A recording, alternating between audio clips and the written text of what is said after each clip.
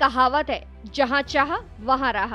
बिहार के 7 युवक और सभी आपस में बेहद अच्छे दोस्त प्रयागराज के महाकुंभ मेले में जाना चाहते थे, लेकिन दिक्कत ये थी कि ट्रेन, प्लेन और बसें सभी फुल, जाने का कोई उपाय नहीं सूझ रहा था। ऐसे में सभी दोस्तों ने एक देसी जुगाड़ निकाल लिया, नाव से ही प्रयागराज चल पड़े। सफर था 550 किलोमीटर का, लिहाजा पहुंचने में 7 दिन का समय लगा। सोशल मीडिया पर अब ये वीडियो तेजी से वायरल हो रहा है। जी हाँ, प्रयागराज में चल रहे महाकुंभ स्नान के अवसर पर बक्सर जिले के कुछ युवकों के नाव के जरिए की गई यात्रा इन दिनों चर्चा का विषय बनी हुई है। ये यात्रा उनकी आस्था, साहस और जुनून का प्रतीक बन गई। बक्सर जिले के कमरिया गांव के इन युवकों ने ट्रेन और सड़क पर जाम देखा तो महाकुंभ के लिए नाव से यात्रा करने का निर्णय ले लिया। अब लोग उनकी साहसिक यात्रा की सराहना कर रहे हैं। ये कहानी बक्सर जिले के कमरिया गांव के कुछ साहसी युवकों की है। जब इन युवकों ने ट्रेन में भीड़ और हाईवे पर लंबा ट्रैफिक जाम के बारे में सुना तो उन्होंने फैसला लिया कि वो महाकुंभ स्नान के लिए नाव से यात्रा करेंगे।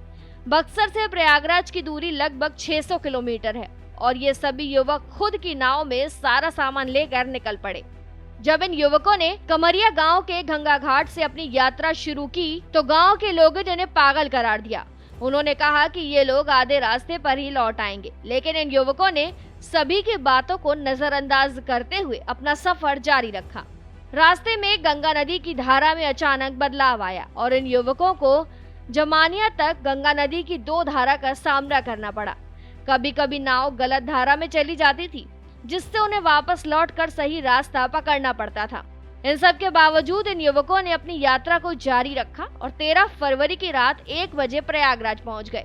संगम से 5 किलोमीटर पहले अपनी नाव को लगाकर इन युवकों ने संगम में स्नान किया और फिर 15 फरवरी को वापस बक्सर लौट आए। इस यात्रा में उन्होंने दिन रात लगातार गंगा नदी में नाव से यात्रा की और यात्रा के दौरान एक भी स्थान पर ज्यादा समय नहीं रुके।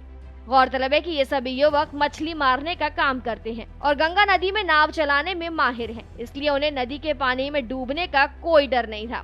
इस तरह से इन युवकों ने अपनी साहसिक यात्रा पूरी की और महाकुंभ में स्नान किया, जिससे उनकी यात्रा आज लोगों के बीच चर्चा का विषय बनी हुई है। फिलहाल जानकारी में इतना ही। खबरों के लिए जरूर सब्सक्राइब करें भारत एक्सप्रेस।